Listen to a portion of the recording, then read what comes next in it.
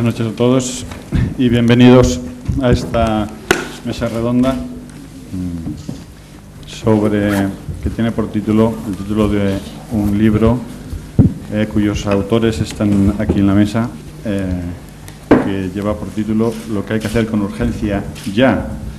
Es un libro que ha salido a primeros de año, si no recuerdo mal, y es un libro que está realmente en plena actualidad, y si hubiera que actualizar algo, creo que los autores aquí presentes podrán actualizar sin ninguna duda cualquier dato que sea requerido. En primer lugar, bueno, ya conocen todos ustedes a la mesa. Es una mesa con mucha materia gris, yo creo que la mayor concentración en este momento en España, así que bien. En primer lugar, bueno, pues don Juan Velarde Fuertes, que ya conocen, catedrático de Mérito de Economía Aplicada, la Complutense, consejero del Tribunal de Cuentas. No me voy a extender en el currículum, como digo, ya les conocen todos ustedes. Don Jaime Lamo de Espinosa, ha sido vicepresidente de los primeros gobiernos de UCD, ministro de Agricultura, catedrático de Economía también, de la Universidad Politécnica. Don Manuel Lagares, catedrático de la Universidad de Alcalá de Henares, no de Alcalá de Guadaira, que está aquí, de Hacienda Pública, académico de la Academia de Ciencias Sociales y Medioambientales de Andalucía, ha sido también en el gobierno de UCD, en el primero como subsecretario de Economía, y doña Rocío Sánchez Lisén, que creo que ha sido la coordinadora y alma mater del libro que dio a la luz, directora del Departamento de Análisis Económico y Economía Política de la Universidad de Sevilla. Muy bien, pues lo mejor es que empiece cada uno de los ponentes. Quizás en primer lugar don Juan Velarde. Yo no sé si hay una valoración de los resultados políticos de este domingo, breve y rápida por cada uno de los que están en la mesa, y luego damos paso cada uno a su breve intervención. ¿Sí? ¿Lo hacemos así? Muy bien. Pues nada, ¿qué valoración tienen de los resultados de este domingo, don Juan? Bueno, resultados electorales. O sea, así rápidamente. Un segundo. Empezamos por ahí. Yo confieso que me ha alegrado.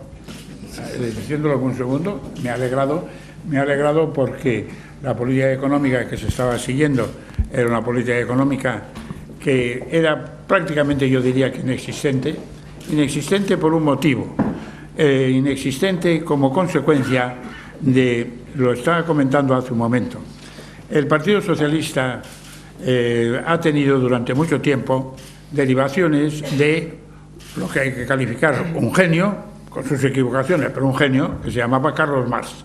Eso se abandonó, en España concretamente, en Suresnes se abandonó totalmente y pasó a ser sustituido por otro genio. Ese otro genio se llamaba Keynes, y si uno coge el programa económico del primer triunfo de Felipe González, se ve que el programa económico es un programa económico keynesiano, y está ahí el Partido Socialista dentro de esto.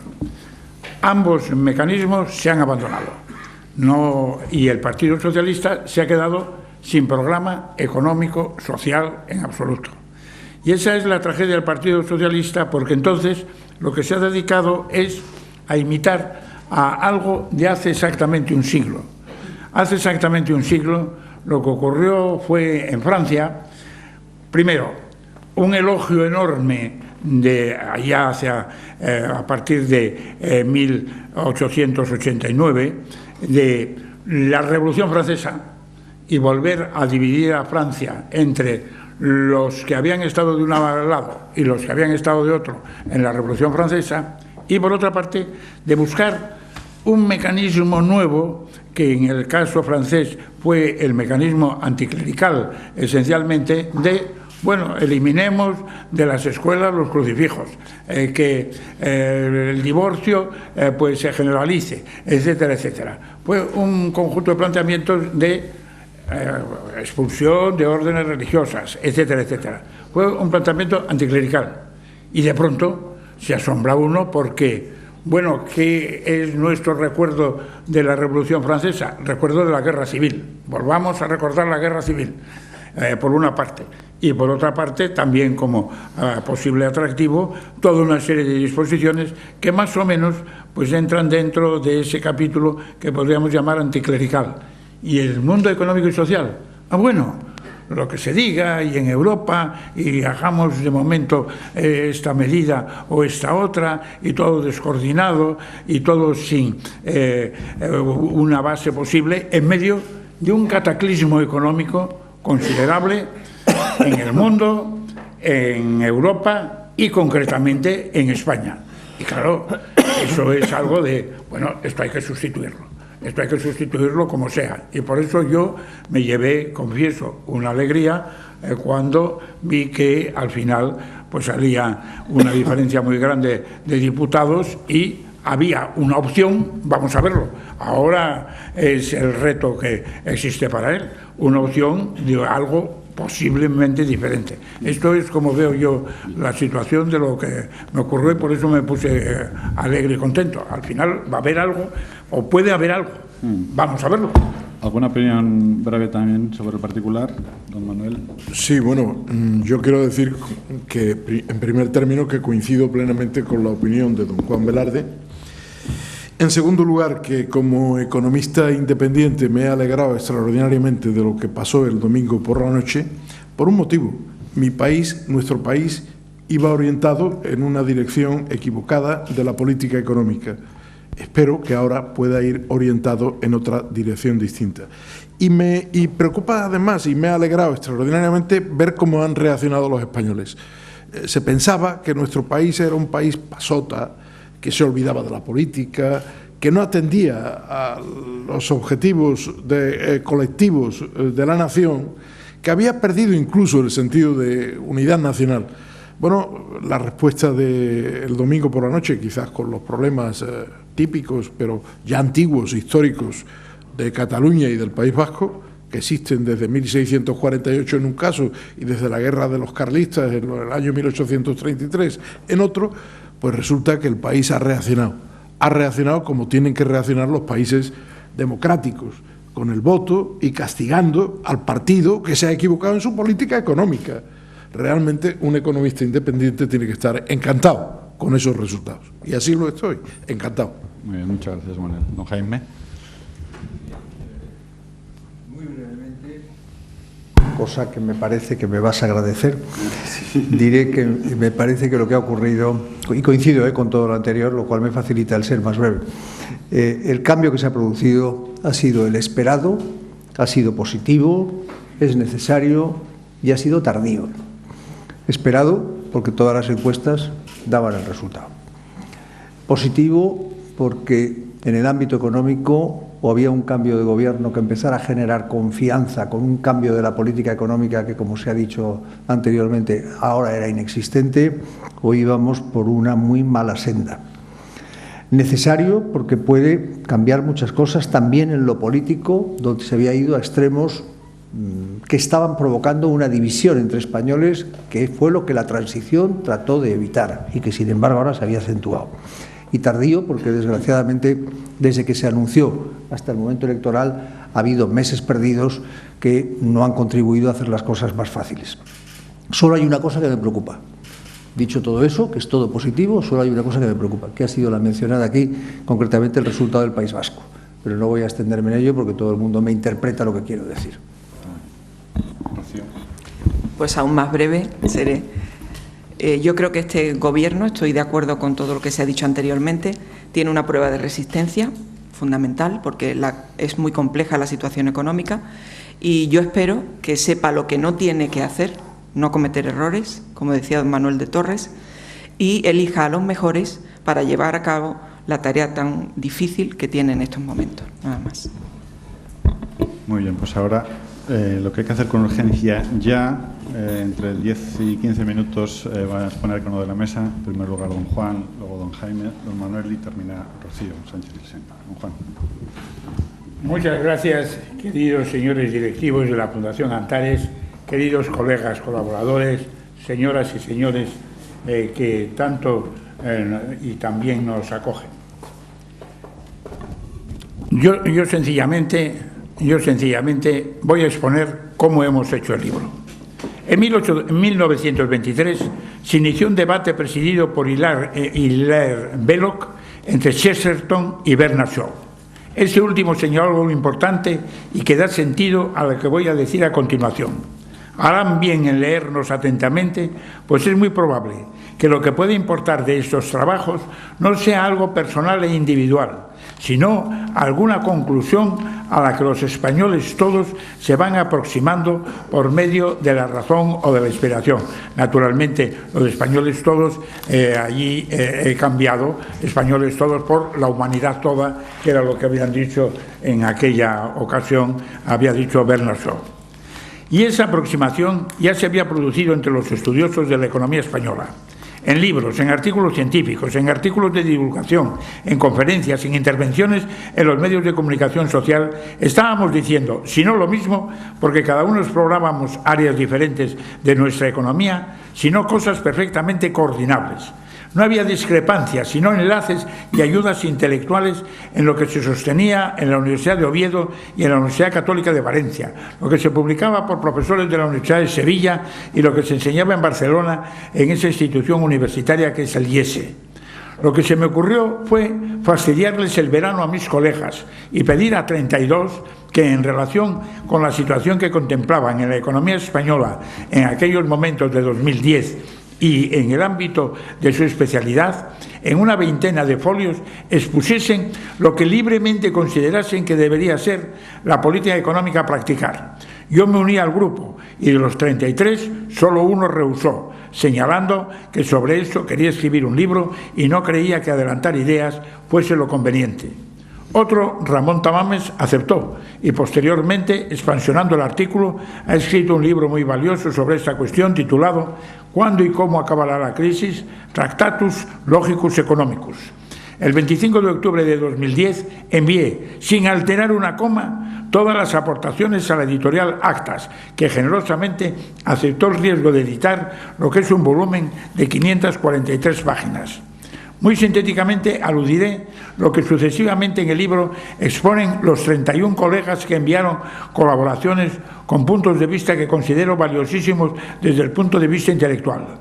Lo haré por el orden alfabético en que aparecen. Naturalmente, lo que sigue no es ni de lejos su contenido. Son unas muestras reducidísimas de lo que aportan los autores. Intento con ello únicamente mostrar lo apasionante, actual y precisa que es su lectura y examen crítico. Mucho más después del cambio político registrado el 20 de noviembre pasado, que tiene lugar además en medio de una fortísima conmoción financiera.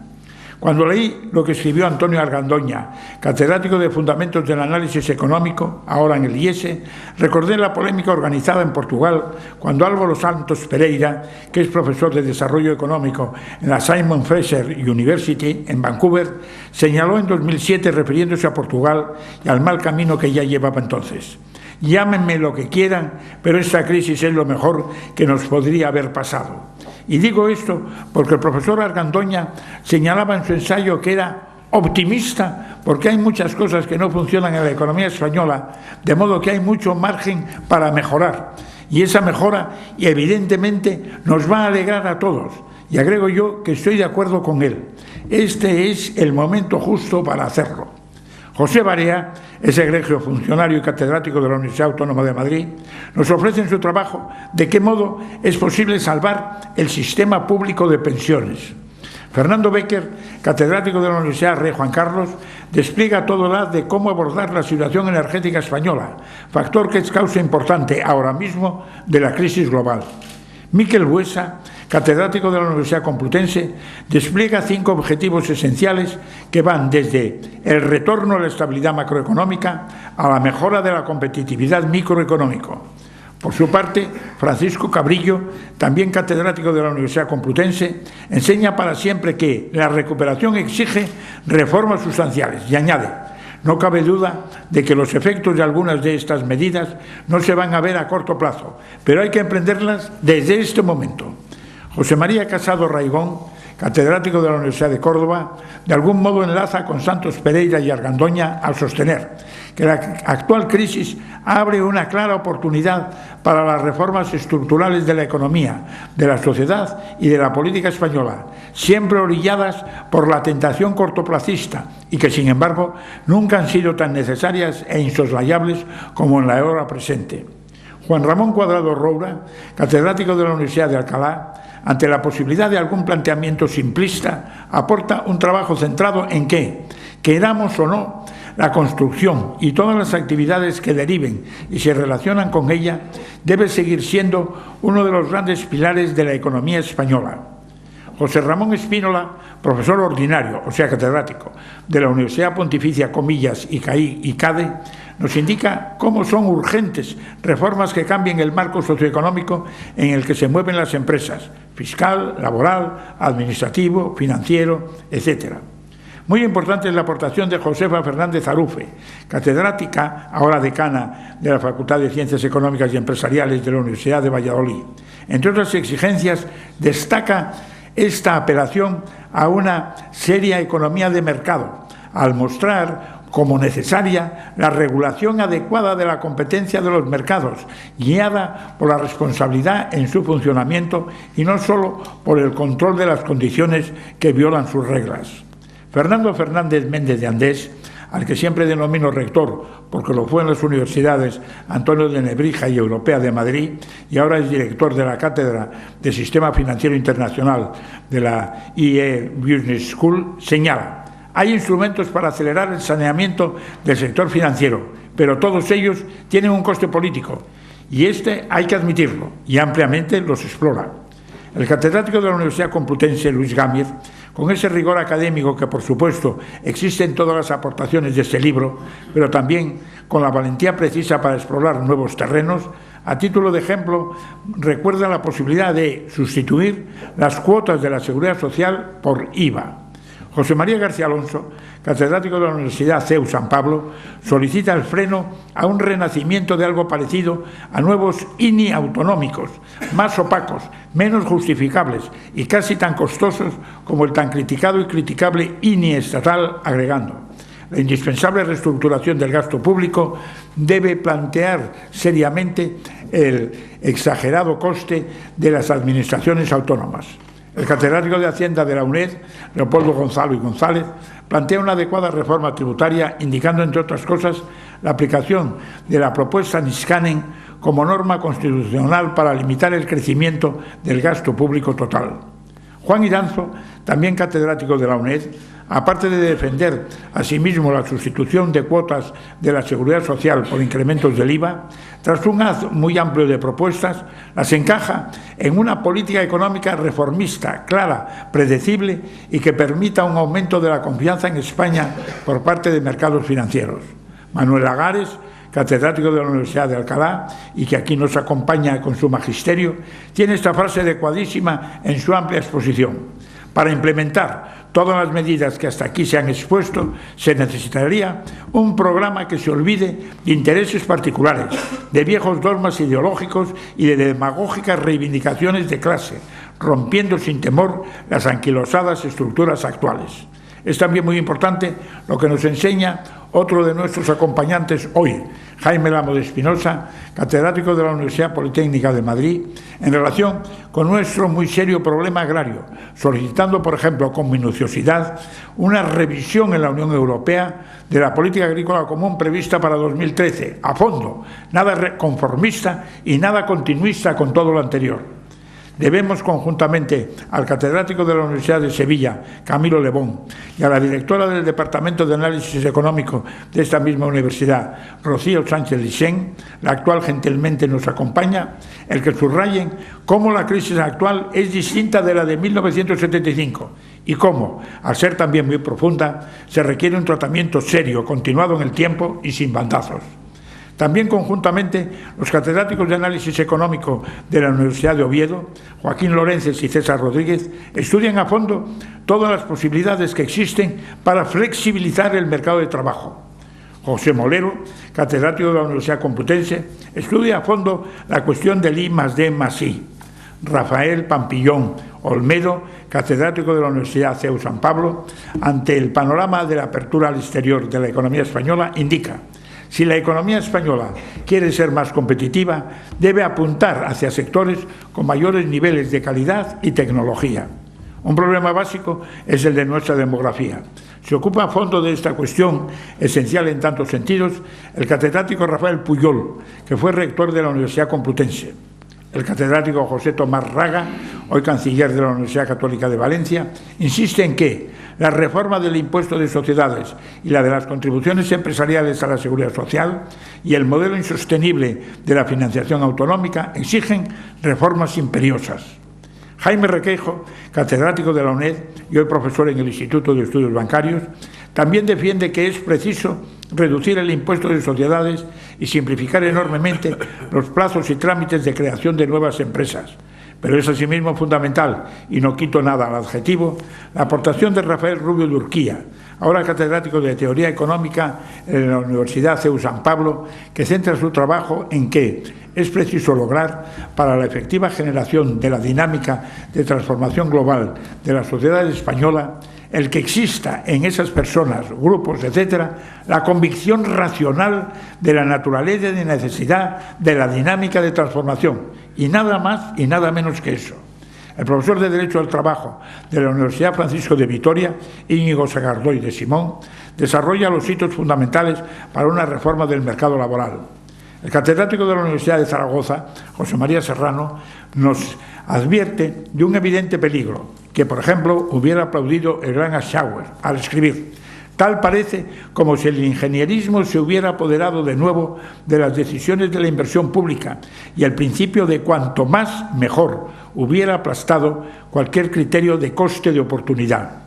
Por su parte, Ramón Tamames, que fue catedrático de la Universidad Autónoma de Madrid, insiste en algo fundamental.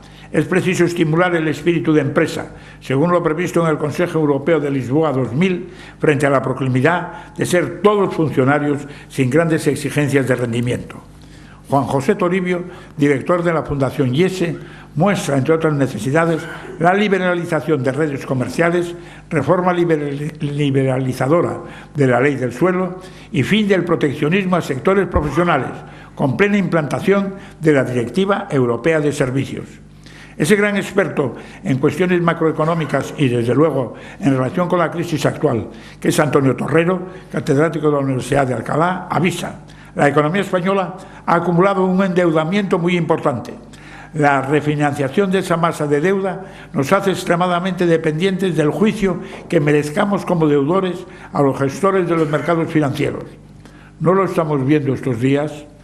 La relación se cierra con la aportación del catedrático de Física Nuclear de la Universidad Politécnica de Madrid, Guillermo Velarde Pinacho, quien, después de un despliegue apasionante, solicita un pacto de Estado sobre la energía eléctrica para evitar decisiones electoralistas del gobierno de turno. Yo me sentí obligado a redactar otro trabajo. Lo titulé Lo prioritario, la competitividad. No hemos sido nosotros solos los únicos que hemos trabajado con intensidad para llegar a ofrecer este volumen.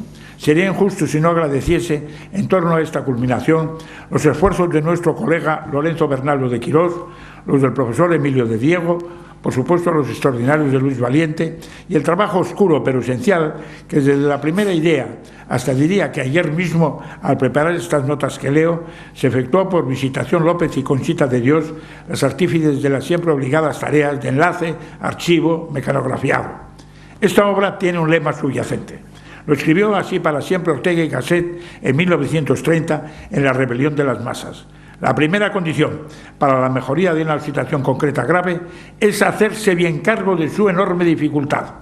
Los 32 autores de este libro que he tenido el honor de presentar hemos roto, para cumplir este mandato, un cobarde talante que se critica en una novela, La señal de los elegidos, por cierto debido a la pluma de un brillante catedrático de Economía Aplicada de la Universidad Complutense, Vicente Donoso. Escribió así que es preciso esquivar la imposición de una férrea ley del silencio respecto de la desgracia. Esta obra, para ello, trata de acabar para siempre con quimeras y recetas mágicas. Nada más y muchas gracias. A mí me gustan mucho los gags humorísticos ingleses. Los British son muy especiales para esas cosas. Y cuando lo cuento, todo el mundo me mira con cara de perplejidad y se ríen 5 minutos más tarde. Pero, en fin, lo contaré. Dicen que es una pareja de extranjeros que están en un coche, en un pueblecito inglés. No saben dónde están, paran el coche, le preguntan a una persona que por su atavío y su manera de ir vestido probablemente es un landlord, y le dicen, por favor, ¿para ir a Londres? Y el señor aquel los mira con su gorrita puesta y tal, y les dice, les conviene salir de otro sitio. Bueno, pues yo creo que nosotros estaríamos saliendo de otro sitio si las sugerencias que se contenían en el libro al que nos empujó aquel verano en que dice que nos hizo trabajar a todos, y es verdad que nos hizo trabajar a todos, pero con mucha ilusión para hacer el libro, si las medidas que allí estaban contempladas se hubieran aplicado y se hubieran aplicado con urgencia. Yo escribí, voy a leer solamente 1,5 páginas del final del libro, lo siguiente para concluir el capítulo. Sufrimos una crisis económica generalizada, pero que en nuestro caso se agrava más por la falta de decisiones correctas tomadas en el momento oportuno, porque nuestro modelo productivo ya mostraba síntomas de agotamiento antes de dicha crisis, porque sufrimos desde hace años un paro estructural que nadie ha tratado de superar, porque nuestras autonomías y en general toda la estructura administrativa del Estado ha sufrido un disparatado crecimiento en gasto corriente, entre otras cosas por causa de la incorporación masiva de funcionarios de cada administración cuando le llega el turno de cederla a otro partido, y que va más allá de las funciones encomendadas, por una súbita alza del déficit público cuando se estaba en situación de equilibrio o leve superávit, por un fuerte disparo de nuestra deuda dado el déficit, por una tasa de paro que dobla la de la zona euro y que multiplica por 5 la de algunos Estados miembros, y un PIB que no remonta y que cada trimestre muestra una leve oscilación y que tardará años en alcanzar una tasa tal que permita crear nuevo empleo. En ese contexto cabía haber tomado muchas medidas de contención del gasto, pero muchas de las que se adoptaron ya tarde en los años 2009 y comienzo de 2010 lo fueron en la dirección opuesta. Y las necesidades de futuro, otro modelo, otras energías, etcétera, tampoco llegan. Y surge entonces la pregunta de este libro, ¿qué hacer urgentemente para reducir el déficit, mejorar la competitividad e impulsar el PIB en favor de una menor tasa de paro? Yo allí proponía varias cosas, una reforma laboral, la aprobada para nada sirve, debe apostar por la creación de empleo, sobre todo para los más jóvenes, supresión de todas las fórmulas de apoyo que mitigan el incentivo al trabajo, reforma profunda de las administraciones autonómicas actuando sobre el empleo y la racionalidad de los procesos administrativos y el exceso de competencias, la vuelta al mercado único en el seno de la Unión Europea con eliminación de los 17 submercados nacionales hoy existentes, lo cual es de una gravedad extrema, implantar sistemas de gestión administrativa basadas en la austeridad y en el control previo del gasto público, realizar los ajustes fiscales que sean necesarios, actuando en contra del gasto no productivo, nunca contra el gasto productivo. Y con respecto a la agricultura, decía que estábamos en una situación en que la agricultura iba muy bien, pero los agricultores muy mal. Y sorprendentemente esta es la triste realidad a la que vemos cuando se analizan las cuentas del sector agrario. Todo aquello no se cumplió nada. Al contrario, se agravó. El cuarto trimestre de este año probablemente terminaremos con una tasa negativa de crecimiento del PIB. El primer semestre del año que viene estaremos igual, por tanto en recesión. Probablemente para final del segundo trimestre del año próximo estaremos en 5,5 millones de parados, según todas las previsiones, y nuestras exportaciones empiezan a debilitarse porque los PIB y las demandas de los países a los cuales normalmente exportamos están debilitándose desde hace meses. Y todo ello con una prima de riesgo que se ha convertido en una prima hermana, porque todos la vivimos como una cosa casi familiar en todas nuestras casas, creciente, aunque yo espero que con el nuevo Gobierno esto empiece a tomar otro cariz. ¿Qué hacer entonces ahora y con urgencia? Yo creo que nos lo están diciendo desde fuera y tenemos que ser capaces de tomar las medidas que deben adoptarse con urgencia para parar la crisis en la que estamos sumidos. A mi juicio, en primer lugar, habría que tomar medidas para reducir los costes del sistema político. Y no estoy hablando en este momento de la administración pública, estoy hablando del sistema político. Estoy hablando de 1.200 parlamentarios autonómicos, no sé por qué. Cuando uno hace la división por provincias, descubre uno enseguida que en cualquier comunidad autónoma podrían reducirse a la mitad y seguirían funcionando los parlamentos, solo con menos coches, menos diputados, menos parlamentarios, autonómicos, menos dietas, menos gastos, etcétera. Hay que reducir los conceptos de hay que reducir fuertemente los gastos corrientes en todas las administraciones públicas, hay que privatizar televisiones autonómicas, etcétera, etcétera. No sigo, pero me gustaría ponerlo en el frontispicio porque me parece que cualquier operación de recortes y de exigencias de recortes a los demás debe partir por un sacrificio de dentro de la propia clase política. En segundo lugar, la reforma laboral ya es muy urgente, porque tenía que haberse hecho antes, pero como no se hizo una parodia de reforma laboral, debe ahora abordarse y, a mi juicio, tendría que tener dos puntos prioritarios. Uno, que los convenios de empresa sean prioritarios y pasen por delante de los convenios colectivos. Son las empresas las que tienen el problema, los empresarios con sus trabajadores. Los sectores pueden ir muy bien o muy mal, y dentro de cada sector hay empresas que van muy bien y que van muy mal, y al mismo tiempo hay que introducirse muy rápidamente en el tema de la creación de nuevos contratos de trabajo que faciliten la incorporación de los jóvenes a los distintos sectores. En tercer lugar, hay que abordar el problema de la ley de morosidad. La morosidad de las administraciones públicas hoy es absolutamente insoportable. Está llevando a muchísimas empresas al cierre. Empresas de autónomos y empresas de gran volumen. Pero mucho de lo que estamos viendo hoy, del paro que sigue creciendo mes a mes, viene básicamente, o en una buena medida, de la morosidad de las propias administraciones públicas. Y esto parece que nadie quiere hablar de ello, pero es un tema cada vez más grave y, desgraciadamente, me temo que lo vamos a ver. Se va a patentizar en cuanto que el nuevo Gobierno se haga cargo de las cuentas y se dé cuenta de todo lo que está guardado en los cajones para no afrontar la obligación de pago a la que están sometidos. De algún modo habría que hacer eso que los sudamericanos llaman, que es una expresión que a mí me encanta, cuando hablan de la banca y le dicen a uno: ay, señor licenciado, es que hay que sincerizar la banca, hay que sincerizar la banca, hay que sincerizar las cuentas, hay que poner encima de la mesa todo lo que realmente tenemos en este momento que constituye un problema. No voy a hablar del tema de la deuda y de la consolidación fiscal porque estoy seguro que mi compañero y buen amigo Manuel Lagares lo hará con mucha más precisión y con muchos más datos que yo, y además así voy ahorrando tiempo. Pero sí hay un tema que me gustaría plantear. El tema es el de la creación de empleo, porque nosotros tenemos una crisis, pero queremos llegar a una situación distinta, y en esa situación distinta empezará a ser positiva cuando empecemos a ver que el paro ha alcanzado sus mínimos y empieza a recuperarse la creación de empleo, siquiera sea tímidamente. Yo no creo que a lo largo del próximo año los niveles de confianza sean tan grandes y los ajustes sean tan eficaces como para que a lo largo de un periodo corto empecemos a ver crecimientos positivos del empleo. No lo creo, porque no va a haber la confianza suficiente, tendrá que pasar un cierto tiempo, y porque tampoco va a haber el crédito necesario para engrasar la maquinaria de producir empleo. Es por ello que me parece que hay que buscar alguna de las medidas que el profesor Velarde mencionaba antes en uno de los trabajos que se publican en este libro, que es la creación de empleo a través de la obra civil. La obra civil en este momento está en caída libre, lleva 3 años en caída libre, una caída que no se ha conocido una cosa igual en nuestro tiempo.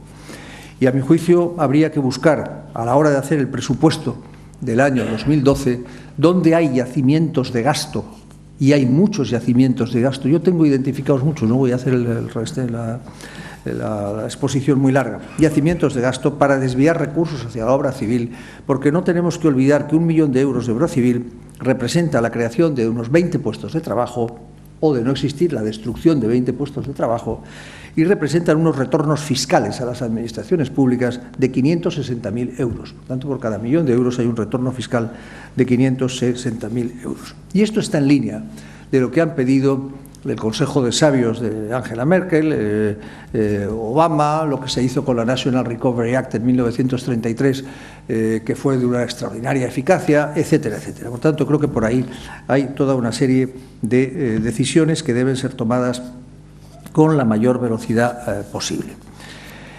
¿Y qué habría que hacer? Porque si yo, Jaime Lamo de Espinosa, en Sevilla no hablo 2 minutos de agricultura, pues, en fin, parecería que no he hecho los deberes, que no he dicho lo que tendría que decir. He dicho antes que la agricultura va bien, pero los agricultores van mal. Crece la producción final agraria, pero la renta agraria cae. Hay una doble presión inversa de precios, yo lo he llamado muchas veces la doble presión inversa de precios sobre los agricultores. La gran distribución y la industria presionan los precios de los agricultores a la baja y a su vez los precios de lo que compran están presionados al alza por aquellos proveedores de inputs de ese mismo sector. Esta agricultura nuestra vive gracias a unos 7.600 millones de euros que recibimos de la Unión Europea. Esos 7.600 puede que se reduzcan, pero hay que procurar que no sea mucho, porque hoy son casi el 20% de la producción final agraria y si quitamos el sector hortofrutícola, que no recibe ayuda alguna, estamos hablando de casi un 35% de la producción final agraria restante. Por tanto, es una cantidad notable para el sostenimiento del sector. Pues bien, si queremos trabajar en una dirección adecuada, habrá que empezar a pensar sobre la PAC post-2013. Lo mencionaba hace un momento el profesor Velarde hablando con la prensa. Eso se ha empezado a negociar ya, pero España no ha hecho los deberes y no ha presentado los documentos que debería haber presentado. De hecho, ninguno de los documentos que se han presentado sirven para conciliar las posiciones españolas con las propuestas de la Comisión o las resoluciones del Parlamento. Ahí hay temas de extraordinaria importancia. Está el tema del sobre nacional, como se admita un sobre nacional de ayudas, para que luego el Gobierno nacional lo distribuya entre comunidades autónomas, habrá tal pelea que lo único que se acabará haciendo es reproduciendo dándolas en la misma proporción que existían con anterioridad. Y, por tanto, estaremos abriendo un conflicto permanente entre comunidades y entre subsectores de cada una de las comunidades. Está el tema del greening, es decir, el querer hacer las políticas agrarias más verdes. Hay muchas medidas para poder hacer eso sin que afecte negativamente. Yo he expuesto algunas en otros sitios y luego hay lugar en el coloquio lo explicaré, y algunas otras cuestiones como el capping, etcétera. Lo digo porque últimamente, perdón que utilice estas expresiones, que para muchos agricultores en medio de la Castilla profunda pues son un arcano, pero como los documentos de la Comisión vienen llenas de capping, greening, etcétera, pues al final son los que Ricardo Serra me mira cuando se ríe porque los conoce perfectamente. Y eso aquí tiene que tener una importancia decisiva, porque Andalucía tiene una situación muy rara y muy atípica. Cuando se examina el paro agrario español, del conjunto, nos encontramos con que hay un 26,3%.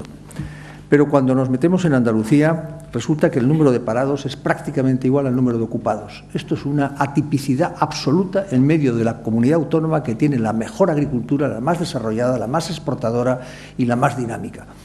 O las cifras son falsas o algo nos está ocurriendo ahí dentro que debe ser abordado. Y no me extiendo más porque, como el moderador me ha dicho que no me pasara de 15 minutos y me queda 1 y medio, hago cesión de él a quien me sigue en el uso de la palabra. Muchas gracias a todos. Que estamos en una situación de crisis es algo bien conocido. La crisis es intensa, nos ha llevado a una caída del Producto Interior Bruto del 3,7, cosa que no se había visto en épocas recientes en nuestra economía. Es una crisis diferencial. Ha atacado más a España que a otros países. Entramos siendo el país número 8 del Fondo Monetario Internacional y parece que podemos salir siendo el país 15º. Realmente es una crisis diferencial, es una crisis prolongada. Empezó en España en el año 2006 y parece que puede durar, según también las previsiones del fondo, hasta el año 2016, con crecimientos inferiores al 2% si no se hace nada. Y es una crisis extensa. No hay sector ciudadano, empresa o familia que no haya experimentado de alguna forma la crisis. Esa crisis tiene, a mi entender, tres caras diferentes, 3 ámbitos en que se ha mostrado con todo su esplendor, si me permiten la broma de la palabra, ¿no? En el sistema productivo. Nuestro sistema productivo se ha descoyuntado sectorialmente a lo largo de la crisis. Ha perdido, como bien ha señalado el profesor Velarde, competitividad absoluta. No tiene la productividad suficiente. Nos enfrentamos a un mundo global, con una economía que todavía no es global, que todavía no está totalmente adaptada a ese mundo global. Y ese es uno de los aspectos, un aspecto muy serio de la crisis económica. Pero también tiene otra faceta, la del sector público. El sector público ha tenido una crisis de deuda soberana que nos ha llevado a que los gastos hayan pasado del 38% del Producto Interior Bruto en el año 2006 hasta el 47% en el año 2010.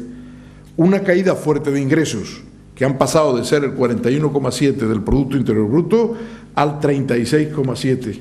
y, como consecuencia de eso, un déficit único en la historia que al menos yo conozco de la Hacienda española. Un déficit del 11,1% o 11,2% del Producto Interior Bruto. Una barbaridad, se mire como se mire. Y una crisis que, si ustedes se dan cuenta que partimos de un superávit del 2% y hemos llegado a un déficit del 11%, significa un bache, un boquete de más de 13 puntos del Producto Interior Bruto. Es una crisis cuya tercera vertiente es el sistema financiero. El sistema financiero se ha encontrado con una dimensión excesiva, número de entidades que se han tenido que reducir violentamente en poco tiempo, se ha encontrado con una morosidad en alza, por encima del 7%, y se ha encontrado con un conjunto de activos tóxicos que está envenenando literalmente sus balances al día de hoy. Esa crisis plantea cuál debería ser el objetivo de la política económica, y ese objetivo no puede ser otro que el luchar por el pleno empleo de nuestra fuerza de trabajo, que está sufriendo en torno a 5.240.000 desempleados, según las cifras de la Unión Europea, de la Comisión de la Unión Europea, que son realmente las más fiables y menos afeitadas de todas las que se nos comunican habitualmente. Pues bien, ¿cómo podríamos cuantificar ese objetivo? Tenemos por delante 5.200.000 parados. Tenemos además un crecimiento vegetativo de la población activa que en los próximos 8 años, yo me fijo un objetivo de 8 años, no de 4, pues serían 400.000 empleos más a crear. En total, 5.600.000.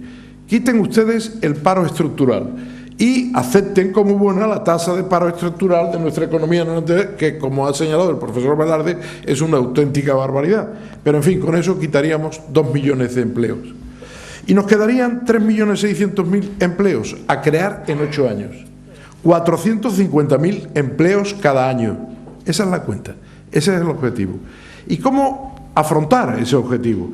Pues miren ustedes, en el periodo 1997-2007, el crecimiento de nuevos empleos fue de 7.500.000. Es decir, fuimos capaces de crear 750.000 empleos al año. Claro, teníamos una ayuda increíble, la construcción, y otra ayuda no menos increíble, los servicios. Convertimos al país, con el máximo respeto hacia esas profesiones, en un país de albañiles y de camareros, con máximo respeto hacia esas profesiones. Pero ese fue el semillero de empleo de nuestra economía. Hoy tenemos un objetivo, 450.000 empleos al año. 450.000 empleos en relación a 750.000 significa que nuestra tasa de crecimiento debería ser aproximadamente el 60% de la que fue en aquella época. Bueno, pues en aquella época crecíamos al 3,8 de promedio. ¿Cuánto tendríamos que crecer ahora? Lo dijo hace un momento el profesor Velarde, por encima del 2,5 y más próximo al 3 que al 2,5. Esos son los objetivos que nos tendríamos que fijar para llegar a una situación de pleno empleo aceptable para la sociedad española. Y he puesto un periodo prudente, 8 años, porque en 4 años no vamos a ser capaces de crear todo lo que necesitamos para absorber esta enorme catástrofe de empleo en que estamos metidos. Bueno, ¿cuál sería la estrategia para superar esa crisis? Para mí hay que seleccionar puntos de actuación y prioridades, hay que diseñar las políticas necesarias y hay que encontrar, parece que vamos en buen camino en este sentido, el Gobierno decidido a realizar o a llevar a término esas políticas. Ya veremos si esas esperanzas de hoy se cumplen en el futuro. La actuación y prioridades yo las voy a distinguir en 2 grandes bloques. Un primer bloque son las actuaciones urgentes. Otro gran bloque son las actuaciones importantes. A veces se confunde lo urgente con lo importante. Lo urgente, sin lugar a dudas, es resolver el problema de la crisis soberana, porque si no estaremos acuciados, azacaneados, si me permiten esa expresión tan castellana antigua y tan árabe también, azacaneados por los mercados. Si no logramos resolver de inmediato la crisis soberana, la crisis del déficit público, tendremos un gravísimo problema, que se complicará además por el fenómeno bien conocido del crowding out, es decir, de la expulsión del crédito privado por parte del crédito al sector público, cosa que está ocurriendo en la actualidad, que se compra por parte de los bancos de deuda pública, porque con el conocido procedimiento del carry trade, que antiguamente se denominaba monetización indirecta de la deuda, pues se consiguen fantásticos resultados sin necesidad de arriesgar un euro en la aplicación de crédito al sector privado. Bien, primera tarea urgente, resolver el problema del sector público. Segunda tarea, inevitablemente resolver el problema del sistema financiero, porque sin que fluya el crédito no va a crecer la economía española, y esa es la segunda tarea. Y después viene una tercera tarea también urgente, resolver los problemas de la contratación laboral, porque eso es un freno indiscutible a la posibilidad de contratar empleo, de aumentar el empleo. Tenemos que resolver los problemas de la contratación, bajando al nivel de empresa en lugar de a niveles superiores, cuando eso sea posible, y tenemos que resolver el problema de las condiciones del despido. Con el máximo garantía y protección para los trabajadores, tenemos que buscar unas condiciones que sean más europeas, porque si no la gente no se decidirán, los empresarios no se decidirán a crear empleo. Pues bien, esas son las políticas urgentes. ¿Cuáles son las importantes? A mí me parece que son todas aquellas que lleven al ajuste de nuestra economía a las nuevas condiciones de la economía global. Y eso implica dos tareas o dos bloques de tareas. Por una parte, mejorar la oferta de factores y de los inputs esenciales para la producción. Y aquí me tendré que referir a las condiciones de la formación del trabajador, a las condiciones de la inversión y a la calidad del capital que empleemos. Y desde luego tendremos que organizar mejor los mercados, porque sin una buena organización de mercados tampoco funcionará nuestro sistema y nos hará capaces de competir en el exterior. Bueno, ahí están las tareas. Ahora hay que diseñar las políticas. Algo hemos pensado en ese sentido y algo está expuesto en el libro de don Juan Velarde. Cambio sustancial en el sector público. Dos objetivos. Primero, equilibrio presupuestario. Sin equilibrio presupuestario no podemos seguir caminando, no podemos recorrer el camino, porque los mercados nos azacanearán, nos acuciarán, nos conducirán al desastre del precipicio. Durão Barroso dijo hace unos días, hace poco, España está bordeando el abismo. Pues bien, para no bordear el abismo tenemos que poner orden en nuestras cuentas públicas. Y segunda tarea, apoyo al crecimiento. No podemos establecer un sistema fiscal que no ayude a la creación de empleo, que no ayude al crecimiento de la producción. Esas dos tareas, consolidación fiscal, equilibrio entre gastos e ingresos, tienen la finalidad evidente de evitar la presión de los mercados y también de dar espacio a la iniciativa privada. Si el sector público pasa por encima del 50%, se aproxima al 50% de la producción nacional, dejamos escaso margen para que el sector privado pueda actuar. Hay que darle espacio al sector privado y eso siempre funciona en la economía. Y después la reforma fiscal. Ustedes pensarán, ¿y cómo se le da hueco al sector privado? Pues mire, reduciendo el gasto público. No hay otro camino. No hay otro camino porque, bueno, yo hace ya unos años aquí en Sevilla, en un discurso de ingreso en la institución que ha tenido la amabilidad de acogerme, la Academia de Ciencias Sociales, propugnaba y señalaba la relación negativa que existe entre una amplia dimensión del sector público y una tasa de crecimiento. Cuando los países tienen un sector público muy alto, la tasa de crecimiento es más reducida. Estoy hablando de países desarrollados, no de países en una primera etapa de desarrollo. Entonces tenemos que recortar el gasto público. Y ustedes pensarán inmediatamente en lo que se nos ha dicho muchas veces. Ya estamos tocando el estado de bienestar. Pues no, hay muchos sitios donde recortar el gasto público sin tocar el estado de bienestar. Don Jaime León de Espinosa ha descrito brillantemente cómo habría que cambiar algunas de las estructuras políticas del Estado para ahorrar gastos. Hay muchos más sitios. ¿Cuántos organismos inútiles? ¿Cuántas duplicidades? ¿Cuánta mala distribución de tareas entre autonomías, diputaciones, ayuntamientos? ¿Por qué no podemos racionalizar todo eso? Tenemos que racionalizarlo porque ahí está nuestro porvenir, en esa reducción del gasto público. Concretamente, tenemos que pasar de un gasto público del 44%, yo estimo, a un gasto público del 38%. Porque con un gasto público del 38% y unos ingresos fiscales en torno al 36-37%, estaríamos prácticamente en condiciones de estabilidad económica. Habríamos resuelto el problema de los mercados. Por cierto, hay una investigación relativamente reciente de unos economistas que han dicho que cuando la deuda pública pasa del 90%, empieza a tener graves problemas el desarrollo económico. Son la investigación de Carmen Reinhardt y Rogoff, y Kenneth Rogoff. Es una investigación bastante bien fundamentada y amparada por el Fondo Monetario Internacional. Bien, segundo motor, reforma fiscal. Con la reforma fiscal hay que tener mucho cuidado. La experiencia de los últimos días, de los últimos meses, nos lo ha mostrado.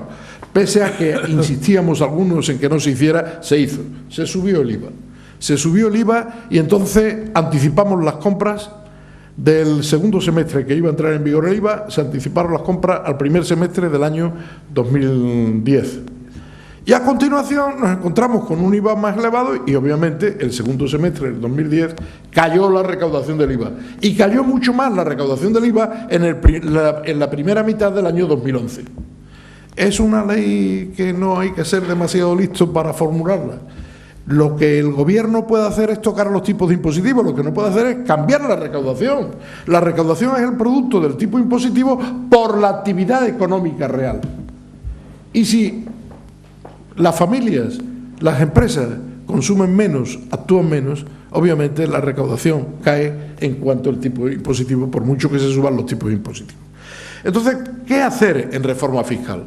Pues mejorar la eficiencia del sistema, coadyuvar al desarrollo de la economía.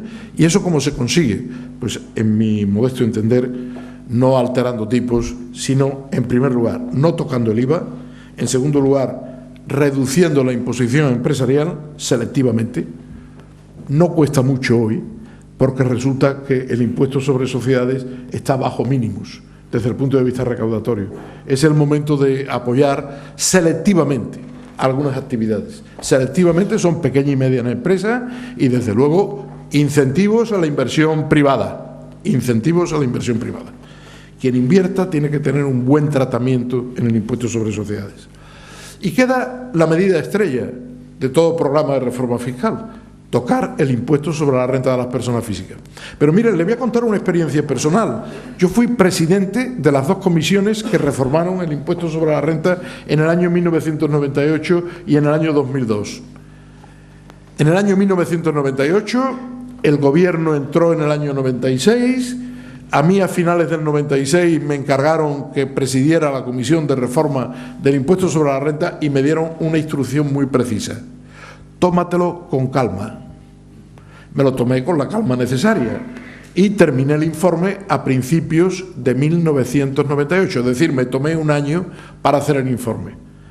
Y el año 98 sirvió para que se discutiera el proyecto. Y el proyecto se puso en marcha a finales del 98, principios del 99. ¿Cuándo? Cuando había comenzado ya la recuperación de la economía privada. Si uno empieza a intentar mover la iniciativa privada con los impuestos, no consigue nada. Pero si cuando la iniciativa privada ya ha tomado un camino de crecimiento, en ese momento se le echa encima la gasolina de una reforma fiscal, que obviamente era de reducir tipos y no de aumentar tipos, entonces el motor empieza a funcionar con una gran alegría y empieza a crecer la economía con fuerza. Bueno, a mí me parece que esas serían las acciones que había que tomar en el ámbito tributario. Y ya en el último minuto y medio que me ha regalado Jaime Lamo de Espinosa, y agradeciéndole mucho ese minuto, voy a hablar algo del cambio en el sistema financiero. Mire, el sistema financiero tiene tres problemas. Un problema de solvencia, un problema de liquidez y un problema de costes o de eficiencia. La solvencia significa activos tóxicos que se materializan en el suelo. O los sacamos del balance de los bancos o no podremos generar mayor crédito. Y para sacarlos del balance de los bancos se ha pensado en bancos malos, en historias de aportaciones del sector público, muchas cosas. Quizás no sea necesario tanto.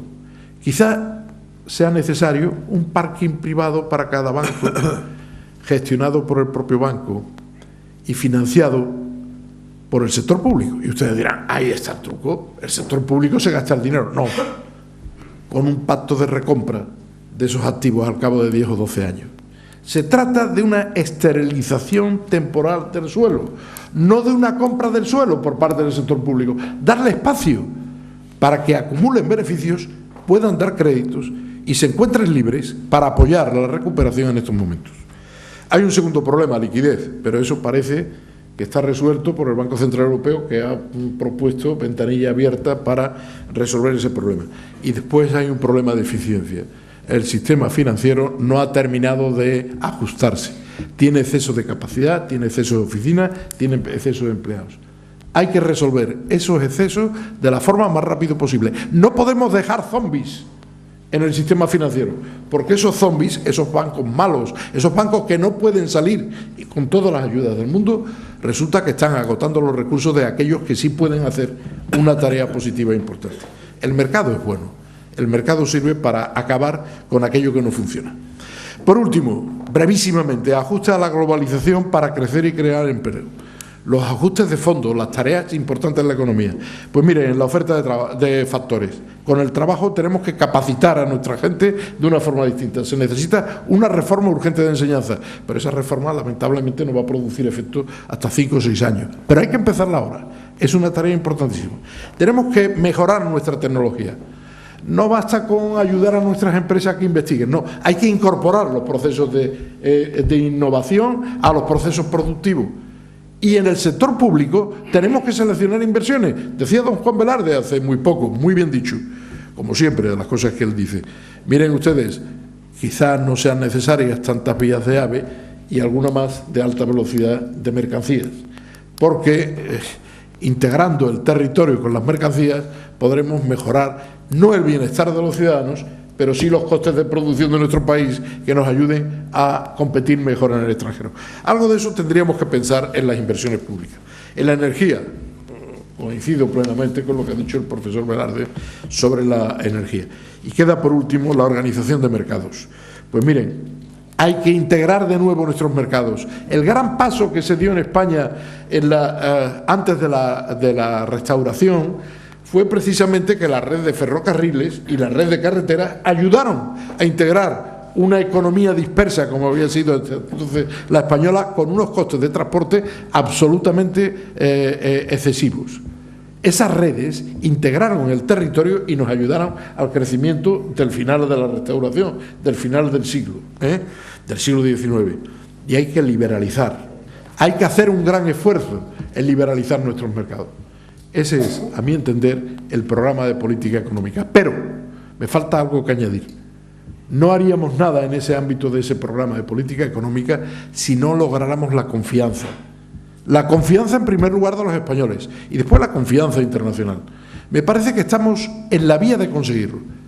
El domingo por la noche, a mí el pueblo español me ha demostrado que tiene confianza y que merece la pena confiar en él. Nada más y muchas gracias. Yo la verdad que después de estas brillantes intervenciones poco más puedo añadir. Quiero agradecer en primer lugar a la Fundación Antares su invitación y también al profesor Velarde, quien me propuso para estar aquí en esta mesa acompañándole. Yo voy a empezar con una cita de Stackelberg, porque en 1946 Stackelberg, un economista alemán que había sido nombrado profesor extraordinario en la recién creada Facultad de Económicas de Madrid, publicaba en España un artículo con el título de Interés y Dinero, en el que advertía que la nueva teoría monetaria, incluida en la conocida obra de Keynes, Teoría General de la Ocupación, el Interés y el Dinero, solo se ocupaba de las magnitudes monetarias y se olvidaba de la conexión con la estructura productiva de una economía. Esta reflexión de Stackelberg señalaba el peligro de la separación entre el sector real de una economía, el conjunto, la producción de bienes y servicios, y el sector monetario, que desgraciadamente hemos visto confirmada con esta grave y profunda crisis que padecemos. Se ha roto ese enlace necesario entre esos dos sectores, dando lugar a la actual crisis financiera y económica, que también ha desembocado en una crisis fiscal de dimensiones inimaginables. Intentaré introducir ahora un poco de optimismo dentro del pesimismo generalizado en el que vivimos. La experiencia de la economía española en los últimos 50 años muestra que hemos sabido salir de graves crisis y de momentos complicados, gracias a destacados economistas españoles como con los que hoy tengo el honor de compartir esta mesa. Así fue en 1959, cuando en junio de ese año no había divisas suficientes para pagar la factura del petróleo y hubo que poner en marcha el plan de estabilización que dio paso luego a la gran expansión de los 60 y parte de los 70.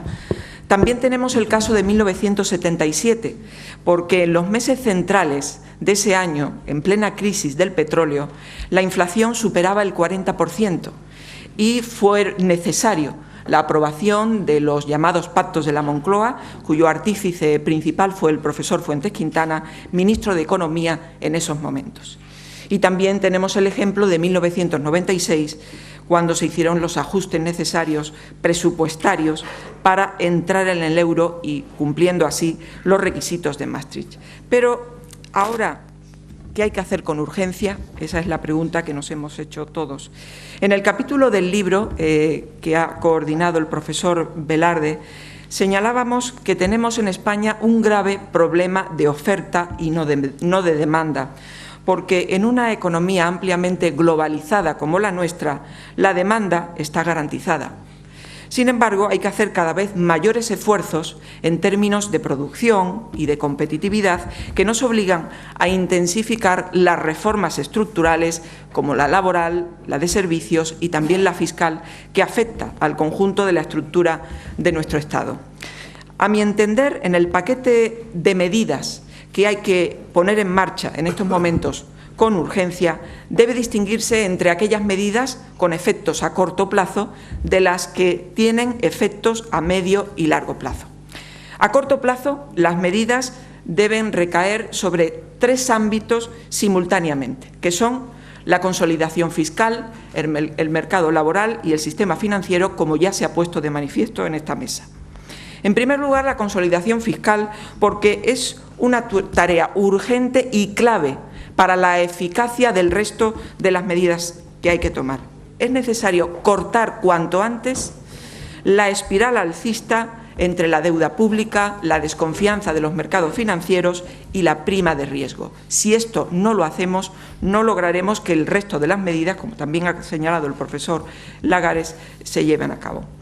Para ello, hay que reducir el gasto público, sobre todo el corriente y el gasto improductivo en todas las administraciones públicas. Esto implicará una reordenación de competencias en comunidades autónomas, diputaciones y ayuntamientos para evitar las duplicidades ineficientes y la aplicación también de mecanismos de evaluación de políticas públicas que eviten el gasto público derrochador que hemos tenido y que hemos comprobado en estos últimos años.